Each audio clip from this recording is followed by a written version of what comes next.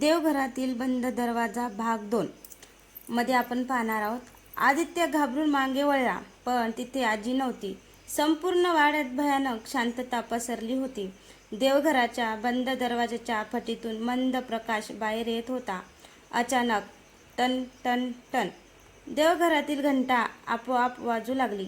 आदित्याचे हृदय जोरजोरात धडधडू लागलं. तो हळूच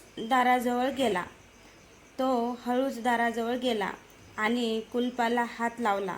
इतक्यात मागून आजीचा आवाज आला, "थांब आदित्य, ते कुलूप उघडलंस तर आपल्या घराचं 25 वर्षाचं गुपित कायमचं बाहेर येईल."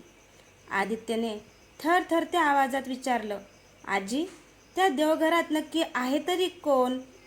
आजीच्या डोळ्यात अश्रू आले. ती फक्त एवढंच म्हणाली, "तो देव नाही, पण राक्षसही नाही." आणि त्या क्षणी देवघराच्या आतून 3 वेळा दारावर ठोका पडला. धड धड धड. तर मित्रांनो, कथाचा भाग 2 संपला. तर पुढच्या भागात आपण पाहणार आहोत की 25 वर्षापूर्वी त्या देवघरात असं काय घडलं होतं, ज्यामुळे संपूर्ण गावाने त्या दरवाजाला शापित मानलं.